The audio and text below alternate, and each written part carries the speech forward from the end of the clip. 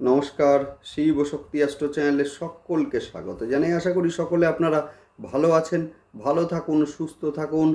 আগামী 18ই আগস্ট তারিখে শুক্রদেব গোচর করছেন কন্যা রাশিতে, এবং যে কন্যায় কিন্তু অলরেডি কেতুদেব অবস্থান করছেন, যার ফলে শুক্র কেতুর একটা যোগ সেটা কিন্তু স্থাপিত হচ্ছে। যে যোগটা কিন্তু 18ই সেপ্টেম্বর পর্যন্ত চলবে। সুতরাং মূলত কালপুরুষের রাশিচক্রের প্রত্যেকটি রাশি কিন্তু মূলত কোনো না কোনোভাবে প্রভাবিত হবেন এর দ্বারা। আজকের ভিডিওতে আলোচনা করব কর্কট রাশি এবং লগ্নের জাতক জাতিকারা কিভাবে প্রভাবিত হতে চলেছেন সেই নিয়েই আজকের ভিডিওতে কিন্তু পুঙ্খানুপুঙ্খ আলোচনা করব। সঙ্গে থাকছে নাক্ষত্রিক বিশ্লেষণ এবং সেই সঙ্গে প্রতিকার। অবশ্যই আপনারা ভিডিওটিকে শেষ পর্যন্ত দেখতে থাকুন। শুক্রদেব কিন্তু কর্কট রাশি এবং লগ্নের সাপেক্ষে 4th হাউস এবং সেই সঙ্গে 11th হাউসের অধিপতি, দুটি গুরুত্বপূর্ণ ভাবের অধিপতি। শুক্রদেব একাই, যিনি কিনা নিচস্থ হচ্ছেন মূলত 25শে অগাস্ট তারিখে, এবং সেখান থেকে শুরু করে 18ই সেপ্টেম্বর পর্যন্ত থাকবেন নিচস্থ অবস্থায় আপনাদের 3rd হাউসে।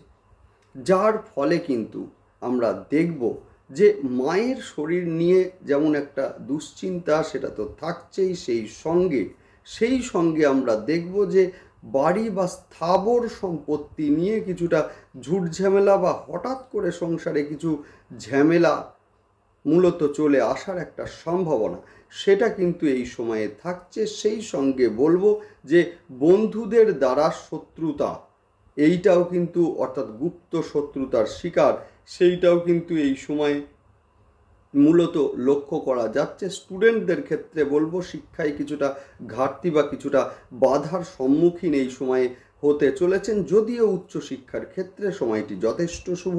সেই সঙ্গে আমরা বলবো যে সাকসেস রেট কিন্তু কিছুটা হলেও কমতে লক্ষ্য করা যাবে এই সময়ে। আপনি হয়তো বিশ্বাস করে আপনার বন্ধুকে কোনো গোপন কথা শেয়ার করেছিলেন, সেই কথা বর্তমানে প্রকাশ্যে আসা এবং যার ফলে মূলত কিছুটা অস্বস্তিকর পরিস্থিতির সৃষ্টি হওয়া, সেইটাও কিন্তু এই সময়ে আমরা লক্ষ্য করব। যদিও অনেকে হয়তো বলবেন যে শুক্রদেব নিচস্থ হচ্ছেন, যা বলছেন সেগুলো সবই খারাপের মধ্যে, ভালো কি কিছুই নেই? অবশ্যই ভালো আছে, সেটা হচ্ছে কর্ম পরিবর্তন যারা করতে চাইছেন এদের ক্ষেত্রে কিন্তু ভীষণ ভীষণ শুভ এই সময়।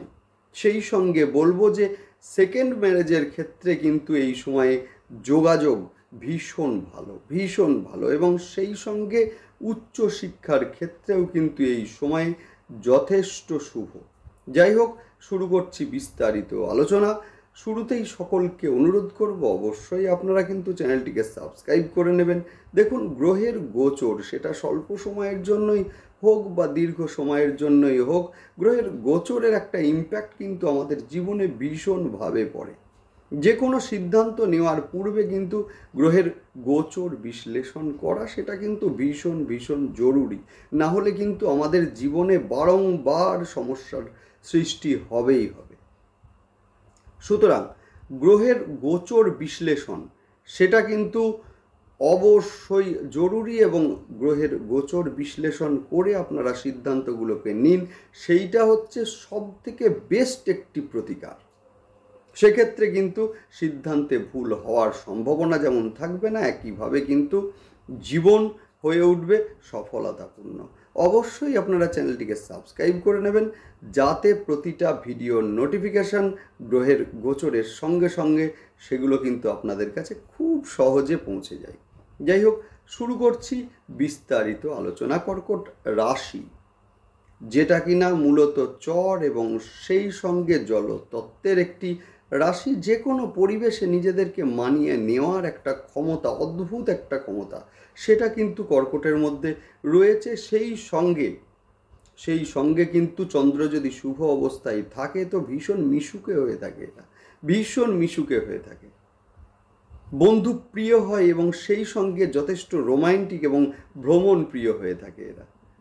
যাই হোক, বর্তমানে কিন্তু কর্কট রাশির শনিদেবের ধাইয়া চলছে, অষ্টম স্থানে কিন্তু শনিদেবের অবস্থান, এবং যার ফলে আমরা দেখব যে যাদের জন্ম ছকে শনিদেব বকরি আছেন বা নিচস্থ বা শত্রু গৃহগত আছেন, এদের ক্ষেত্রে কিন্তু শারীরিক দিক থেকে যথেষ্ট সমস্যার মধ্যে আছেন, এবং সেই সঙ্গে আমরা বলবো যে যথেষ্ট মানসিক একটা চঞ্চলতা সেইটা কিন্তু কর্কট রাশি এবং লগ্নের জাতক জাতিকাদের বিরাজ করছে, বা মানসিক একটা অস্থিরতা সেটাও কিন্তু বিরাজ করছে।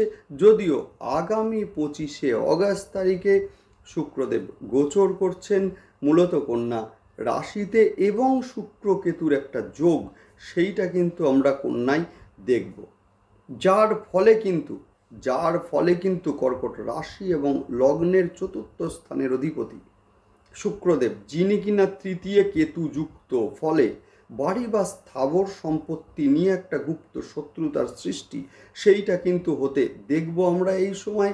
একইভাবে নতুন বাড়ি বা ফ্ল্যাট বা জমি যারা কিনতে চাইছেন, এদের ক্ষেত্রে বলবো যে অবশ্যই আপনারা আইনজ্ঞের পরামর্শ নিয়ে মূলত কাগজপত্র ভালো করে যাচাই করে তবেই আপনারা কিনুন। না হলে কিন্তু সেই প্রপার্টি নিয়ে ভবিষ্যতে জটিলতা সৃষ্টি হবে, সেখান থেকে মূলত বেরিয়ে আসা এটা কিন্তু দুষ্কর হয়ে উঠবে। সেই কারণে যারা মূলত প্রপার্টি কিনতে চাইছেন, এদের ক্ষেত্রে বলবো হয় আপনারা কিছুদিন অপেক্ষা করে যান, না হলে কোনো ভালো আইনজ্ঞের পরামর্শ নিয়ে ভালো করে যাচাই করে নিয়ে তবেই আপনারা নিন, যথেষ্ট ভালো হবে। সেই সঙ্গে মায়ের শরীর নিয়ে কিছুটা দুশ্চিন্তা সেইটা কিন্তু আমরা এই সময়ে লক্ষ্য করব। নেক্সট আমি যেটা আলোচনা করব সেটা হচ্ছে কর্মের পরিবর্তন। যারা কর্মে পরিবর্তন করতে চাইছেন বা কর্মক্ষেত্রের পরিবর্তন করতে চাইছেন, এদের ক্ষেত্রে ভীষণ শুভ। অর্থাৎ অনেক দিন হয়তো আপনারা কোনো কোম্পানিতে কাজ করছিলেন এবং যেখানে কোনো না কোনো একটা সমস্যা সৃষ্টি হচ্ছিল, আপনারা ভাবছিলেন যে মূলত অফিসটাকে এবার একটু পরিবর্তন করবেন। সেই ক্ষেত্রে কিন্তু আপনাদের যথেষ্ট শুভ সময় এটা। যদিও বন্ধুর দ্বারা এই সময়ে শত্রুতার শিকার সেইটা কিন্তু হতে লক্ষ্য করা যাবে। কোনো গোপন কথা বিশ্বাস করে হয়তো বন্ধুকে শেয়ার করেছিলেন, বর্তমানে কিন্তু সেই কথা প্রকাশিত হওয়া এবং যার ফলে একটা অস্বস্তিকর অবস্থার সৃষ্টি সেইটাও কিন্তু আমরা লক্ষ্য করব। সেই সঙ্গে মূলত প্রপার্টি নিয়ে কোনো ঝামেলা এবং সেই ঝামেলার মধ্যে সেই আপনার বিশ্বস্ত বন্ধুর হাত সেইটাও কিন্তু এই সময়ে লক্ষ্য করা যাবে। সেই সঙ্গে আমরা দেখব যে যারা বাড়ি বা জমি বিক্রয় করবেন, মূলত এদের ক্ষেত্রে যথেষ্ট ভালো সময় এটা, এবং বিক্রয়ের মাধ্যমে ভালো অর্থের আগমন কিন্তু এই সময়ে কর্কট রাশি এবং লগ্নের জাতক জাতিকাদের হবে।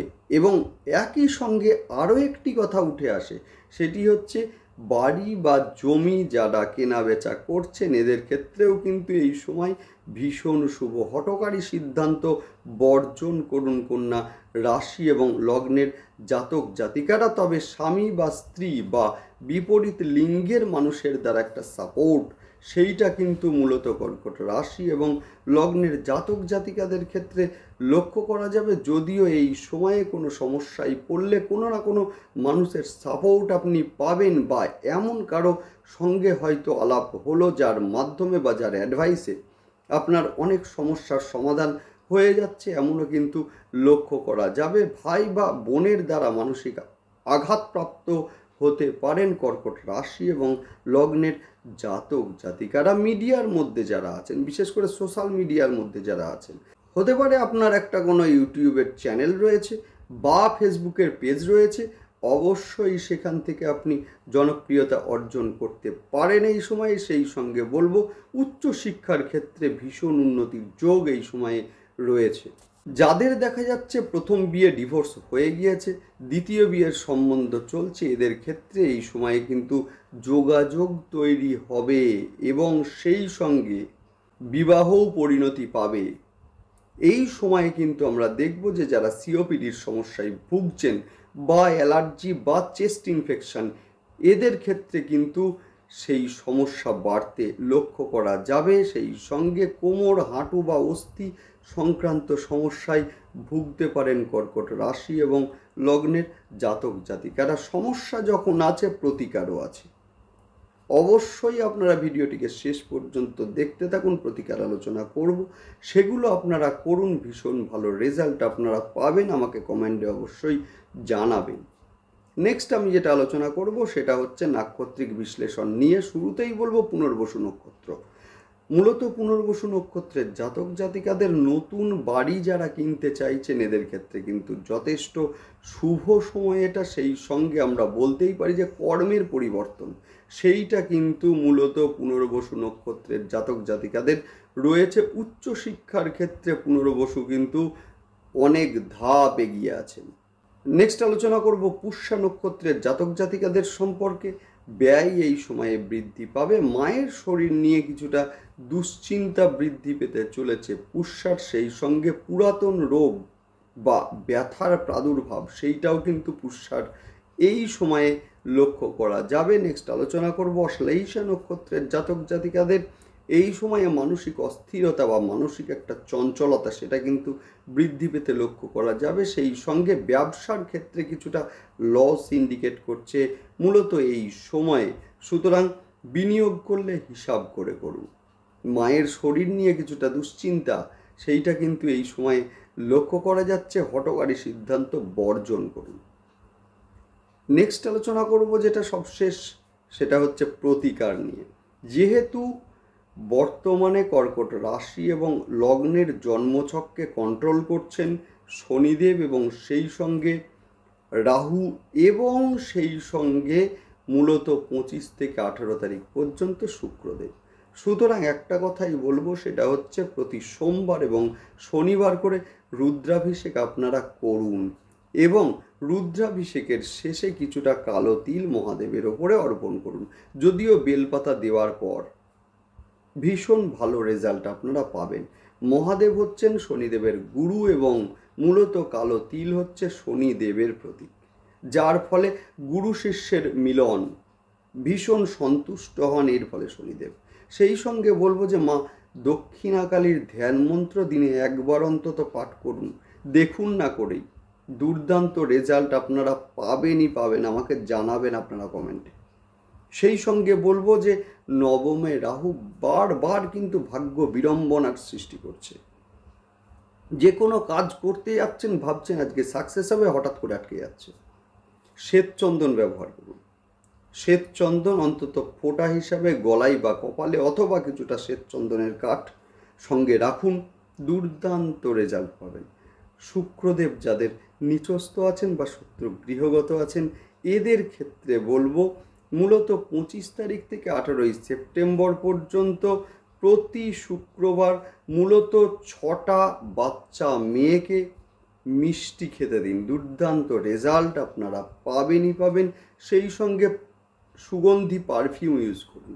বাড়ির দক্ষিণ পূর্ব দিককে পরিষ্কার রাখুন, নোংরা হতে দেবেন না। দারুণ রেজাল্ট এই সময়ে পাবেন, সমস্যা দূরীভূত হবেই হবে। যাই হোক, ভালো থাকুন, দেখতে থাকুন এবং সেই সঙ্গে অবশ্যই আপনারা চ্যানেলটিকে সাবস্ক্রাইব করে নেবেন। নমস্কার।